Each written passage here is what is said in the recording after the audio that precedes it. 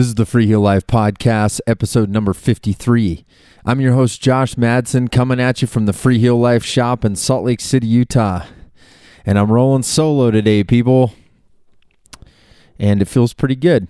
It's kind of the holiday time, and just seemed a little bit easier to kind of sit down and roll by myself. So we're going to have a little bit shorter one today. I actually got an email, and this guy was like, they're way too long, man. You got to make them really short. So probably not going to happen, because honestly, I talk a lot, and there's a lot to talk about. Part of talking to these people, it takes a minute. So usually try to keep them to an hour, but this one's probably going to be a little shorter, and we'll call it the Telemark Holiday Edition.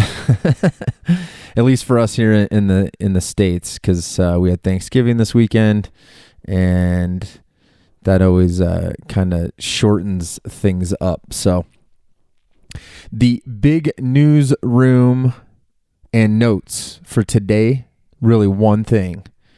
Today is the final day of the Freeheel Friday sale at the Freeheel Life shop.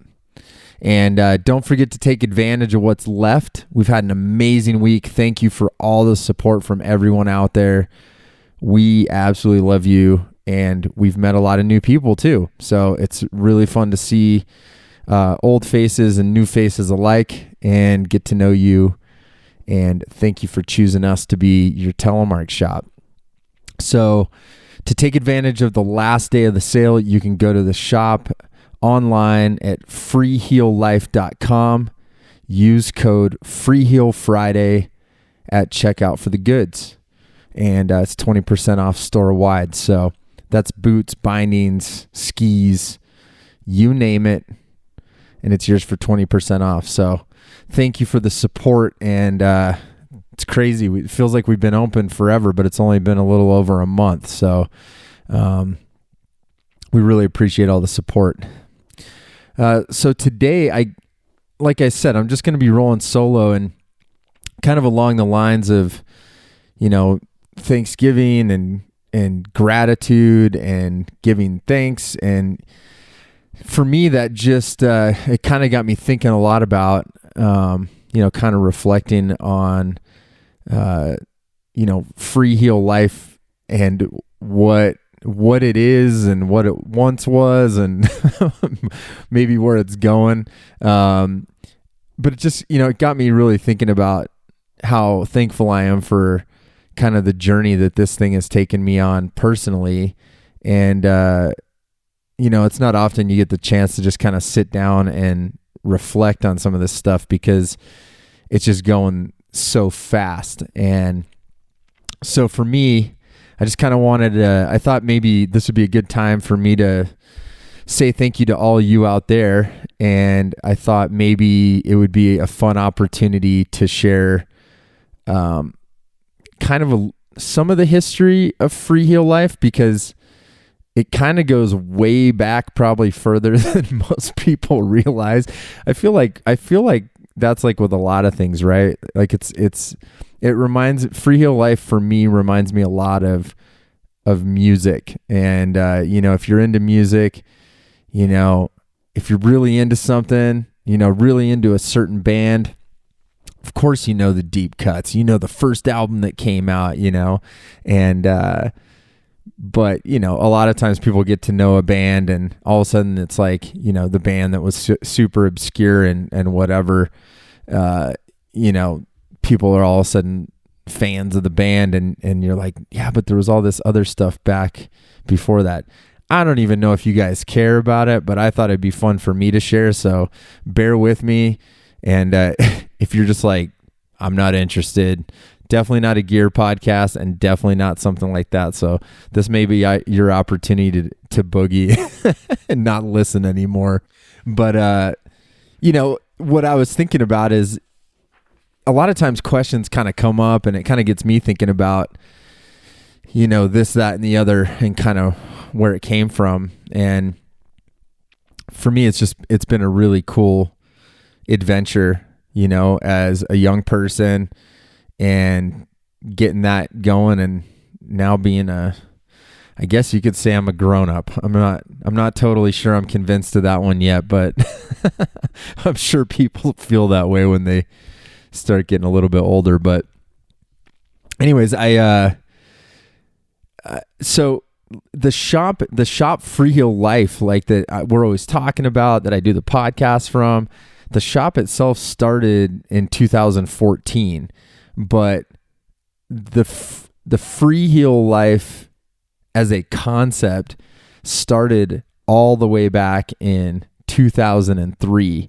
And it was kind of a fun, I mean, I've alluded to some of this stuff, like kind of how it started my whole like ski journey. I mean, I've always been a Telemark skier, pretty much the entire time I've been on snow. There was, like I said, there was a little bit of time on a snowboard, a year on a snowboard and a year on a pair of skis, but really I've been a telemarker since, the early 90s, and that's all I've done. So the funny part about how this all started, I always tell people it was kind of by accident, because, when I was about 22 years old, I had broken up with my girlfriend at the time. I bought a 69 VW bus, the original Westfalia, and I was going to move to the beach, and I was going to be a beach bum. And I was living in Logan, Utah, up in northern Utah, about an hour and a half from Salt Lake City at the time, and I hop in this bus, and I take off to Salt Lake City, and I'm going to pack up my stuff. It was in my parents' garage or whatever, and I was going to head to the beach. And the funniest thing about it is I kind of, you're going to crash for a week or two and get everything, organized. And that poor bus that I bought for $1,000 blew the engine.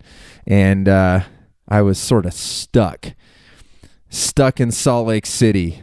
And so the beach was kind of far off at that point, and the winter was coming. And back then, growing up as like a ski bum in Salt Lake as a kid, even, we loved to hitchhike. And I used to kind of make goals with myself at that point that I was just going to hitchhike everywhere. So that's what happened. The bus is broken, and I decided to hitchhike up to Alta, because I had been working in a ski school for a couple of years before that at Beaver Mountain in northern Utah. And I was like, you know what? I'm going to just hitchhike to Alta. I bet I can find a job, and that way I can get a pass, and I'll just wait out the winter, and, I'll get back to this beach idea.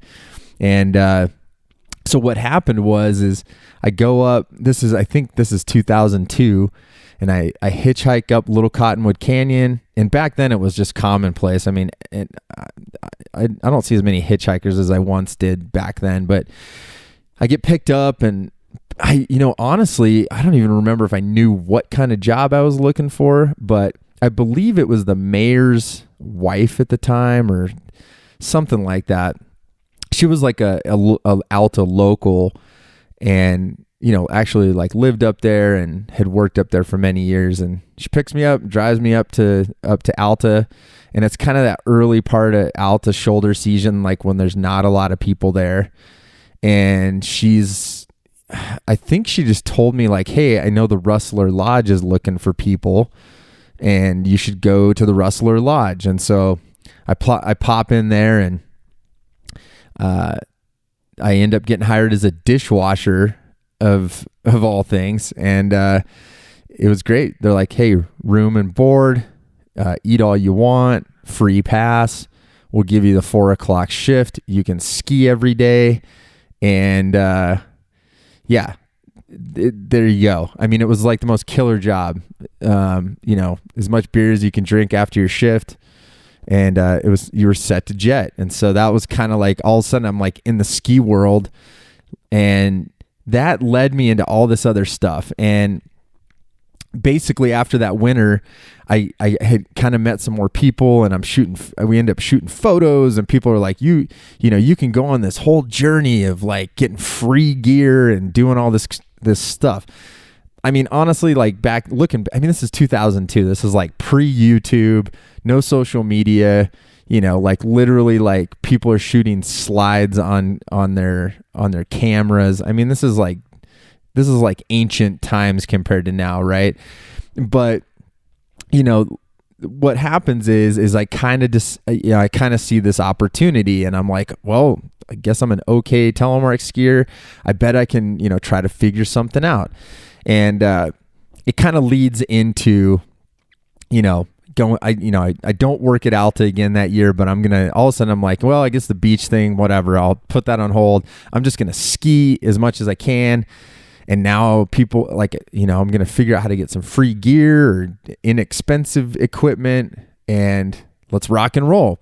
And so this is like where Freeheel life comes in to play. So what's so funny is that kind of that same era, I was playing in a band, and it was still kind of early where like, local bands, some people had websites and some people didn't. It wasn't like real common. We had like MySpace, if you remember MySpace. But it was kind of funny, right? And so kind of that same time, I had been playing in this band, and the drummer in the band, he was a web designer.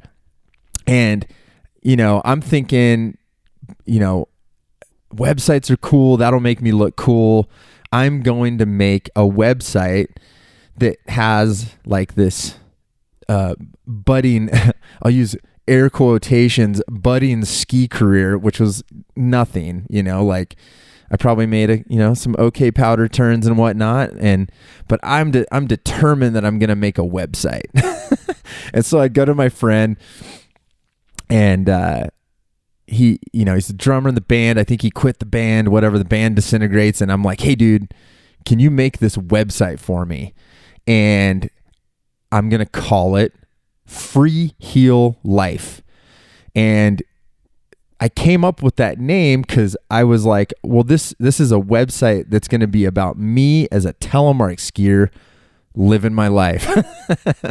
And so it's kind of funny, right? Like it came from a kind of this personalized idea of almost like a blog, like a journal, and come to think of it, I always have kept journals. I always write a lot. And I thought this was going to be me documenting my Freeheel life. So that's kind of where the name came from. And it was funny because I looked, so there, I guess there, you can kind of go back and look at like archived websites that there was snapshots on it. And I was kind of curious about maybe what it looked like, and it's some pretty funny graphics. I'll probably put some of these little snapshots up on my Instagram account when this episode goes live, so you guys can check this out because it's kind of funny. I was getting a good chuckle out of it. So this is 2003, I believe, and so the front page, the about section of freeheellife.com, just to give you perspective, says freeheellife.com is a site dedicated to what I do on a daily basis as a telemark skier. I am 25 years old, and I'm living in Salt Lake City, Utah. Currently, I'm a pro rider at Brighton Ski Resort, located in Big Cottonwood Canyon, trying to spread my time out between their sick terrain and the Wasatch Backcountry. Though skiing takes up a large chunk of my life and time, I love to do many things. I am very dedicated to music and usually sing or play bass guitar in some type of local project. If I can play music and ski every day, I will always be happy. I also enjoy hiking, climbing, and going to local shows, riding, and anything else I can do to keep myself busy. Enjoy, Josh Madsen. It's kind of fun reading like my 25-year-old brain that I was just like, hey, I'm going to share this on the internet. I like to play in a band. Kind of makes me laugh. But anyways, and then I put like this ski resume that I had must have come up with. So there you go. That was like the original freeheellife.com. I'm 25 years old. So this is like 17 years ago. So 17 years ago, freeheellife.com is born. And, so basically it was kind of a personal site. Pretty quickly, I kind of had kind of come up with this idea that to make it something more, because I'm sure it just didn't really make sense for it to be like my own thing. Like, hey, I've got this whole website, and I was like, well, maybe I should make it into like a web zine. And so soon after that, maybe like a year after that, I came up with this idea to make freeheellife.com more of like a web zine or a web magazine. And I mean, honestly, it's funny to think back, because the first thing is I changed the logo, and I'll put this one up too on my Instagram for anybody that's interested. So really, there was a couple catalysts for making this into this web magazine. And the biggest thing is, a couple years into the ski thing, I'm starting to meet all these cool Telemark skiers that are doing some really cool stuff. Some guys are jumping huge cliffs. Park skiing was really new, so a bunch of guys are like sliding rails and doing these amazing tricks. And some guys are skiing these massive big mountain lines. There was really this youth culture going on. And there was a web presence at the time, and it was this website called telemarktips.com. And it was run by a gentleman by the name of Mitch Weber. And if it wasn't for Mitch, and I'm sorry to say Mitch has passed away, but man, I owe a lot to that guy, because as a young man, I was fired up that this guy was writing all these articles. And it was it was like fired up in like a twofold way. The way we perceived Telemark Tips back then was like, it seemed like all the old guys were on telemarktips.com.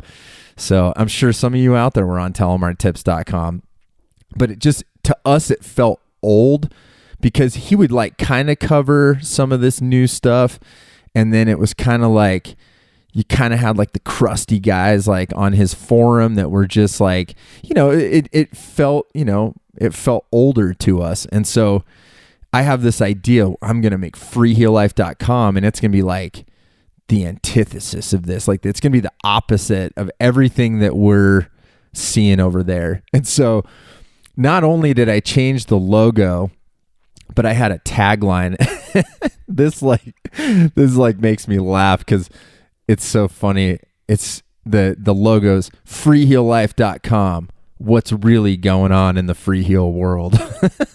So there's a little attitude in there for sure, but that was kind of what was fun about it. And honestly, I love thinking back to that competition aspect of it.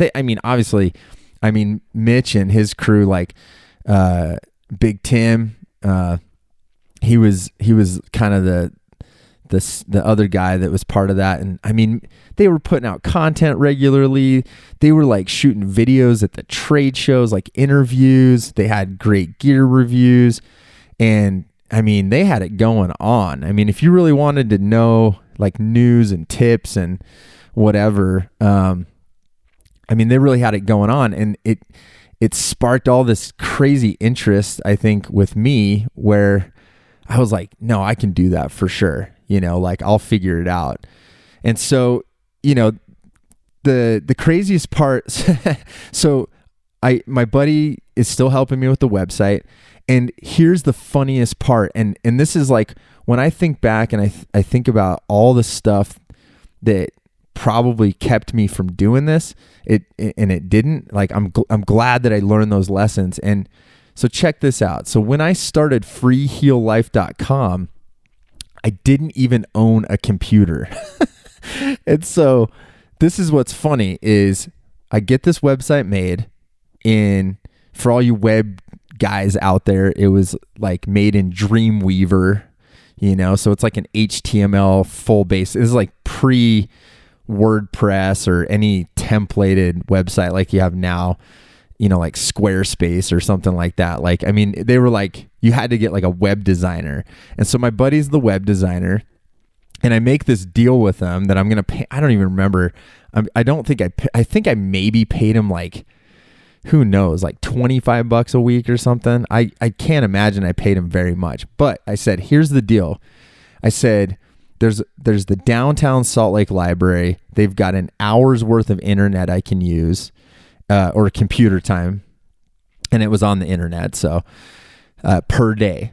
And so I got a library card, and I would go in there, an hour a day, a couple days a week, and I would write these articles that I'd come up with, and everything. We had all sorts of stuff. There was like gear reviews, and then I had we started a forum called The Cable, kind of like a cable binding that kind of wraps around and ties everything together. So that was the idea of our little community chat board. And yeah, I went in there and I would do I would write all the words for the website for the week, and then I would email it over to my buddy and he would upload it. And so I didn't even own a computer when Freeheel life began. And but it started kind of gaining traction with the younger kids, and it was super cool. And if you guys listen to a few episodes back with Shell Ellefson, that was kind of that era where I started meeting a bunch of these other people, young people around the country that were like park skiers and big mountain skiers, and that's kind of when this all plugged in. But yeah, so we just kind of started doing that. And I have to go back, and there was a couple things that I think like, well, kind of how did that start? And I think the biggest thing that there's two things. I remember reading a book that I had called As a Man Thinketh by James Allen. Awesome miniature book if you've never read it.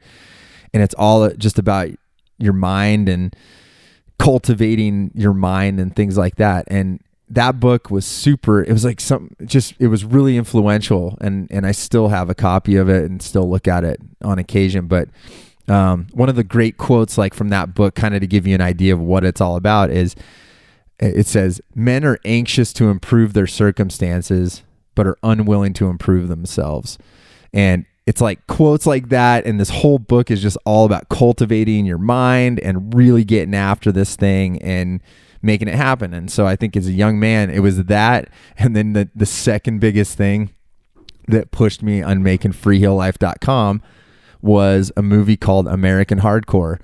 And it's about hardcore punk music in the early 80s, which is kind of, a little before my time. I wasn't like going to shows. I was way too young for that. But what impressed upon me watching that movie was these little networks of people all over the country, and these little bands that were playing this loud, raucous music. And one, they were figuring out how to make stuff on their own. Two, they were learning how to get the word out themselves through zines, which are basically like people were like Xerox copying stuff and stapling them together and writing articles and sharing information, which is kind of where that idea came for the webzine. And, these guys were even learning how to make their own records and stuff. They'd figure out where to press records, and they were even using like, I could go down that rabbit hole. Point being, it was like really the original do-it-yourself, DIY ethos. And it was books like that and movies like that that really were like, hey, I don't have a computer, but I'm going to figure this out. And we did. And so that's what was so cool about that. So if you want to check out some cool stuff and get just fired up that you can do stuff on your own, those are some good places to start. But and then, like I said, Mitch Weber and Telemark tips. It was like the perfect cocktail of like things to get you fired up and just like, you know what, I'm going to figure out how to do this myself. And that it still lives on today, that ethos. I mean, it's like starting this podcast is the exact same thing. It's so cool. I look back and I'm like, all these cool people I am talking to now are literally part of that original kind of group of people I met along the way. But yeah, so that was basically how Freeheel life began, and then it kind of became the webzine, and a lot of great friendships and relationships were definitely cultivated through that early era of freeheellife.com. People that I still am in contact with today, and many of the great Telemark skiers. So, and friends. So I'm super grateful for that. The one thing that kind of comes into play around that time, probably around 2006, is the current logo. And so a lot of people ask us what that is. They're like, what is that? What is your logo? Like they think it's like owl eyes or like, I don't know. I've heard a bunch of different stuff, but the logo was it was there was an older version of the logo, like the thing you see now. There was we had our own font, freeheellife.com, and it kind of had the logo coming off the top of it. And I'll try to post a photo with that as well, just so you can kind of see where it came from. But that was made by this friend of mine, Dave Gibson, here in Salt Lake City. And at the time, we had met through some mutual friends in Salt Lake City, and he was a kind of young graphic designer and was, working, doing graphic design and whatnot. And we were part of some other kind of media, photo, video projects, and we had met, and he I don't even remember how it came up, but he just was like, "Hey, I made this logo for you." And if I remember correctly, I think he actually he helped make the logo for Discreet clothing. If you've ever seen like kind of little pyramid thing, I think he made that as well. Don't quote me on that, but I'm pretty sure that's it. But yeah, so Dave made that logo. When I got the shop going, 2014, many years later, I wanted to give it a name and really kind of harken back to what I thought the original meaning was, which the logo itself we call the Unity Tracks. And what the Unity Tracks represents is different tracks, one turn. And that's what it means, is it's all the different types of Telemark skiers. It's all the different, like I always say, it's the hippies, the punks, the misfits, it's the, the crusty hippie kid that's, skiing old gear, and the new guy in NTN, and past, present, and future. If you look at it closely, they're tracks, they're ski tracks. And so there's 4 ski tracks that all merge together. And that's why I wanted to call it the Unity Tracks. So a lot of people ask what it means. That's what it is. It's the Unity Tracks, and it represents different tracks, one turn. And I always like the word unity. I'm a big Operation Ivy fan. For all you old punk rockers out there, huge band, huge influence on my life, and I like a lot of this other stuff. And there's a great line: "Unity is one, stands together. Unity, evolution's got to come." Great lyric. Check it out. So that's why I'm thankful, you guys. It's amazing to be a part of this Telemark community. It's amazing to connect with all of you all over the world. I've met so many cool people through this thing. It just keeps going and going and going. And, I just think about being a young man so long. 17 years ago is when that first Freeheel life came out of my brain. And to be here right now, and obviously it's kind of a different incarnation of it, but honestly, the spirit is the same. And I love sharing our stoke. I've got the most amazing crew that I'm incredibly thankful for, that is helping run the shop these days. Big thanks to each and every one of them. You know who you are. People that have been there in the past to help, people that have volunteered their time, people that have started any Telemark related business or been a part of that community over the years. Thank you. I have so much gratitude for each and every one of you, because Telemark has always been there, and it's always going to be there, and it's always going to move on. It's always going to have a strong community, and that is what keeps this thing chugging forward. And I couldn't be prouder to be a part of it. So,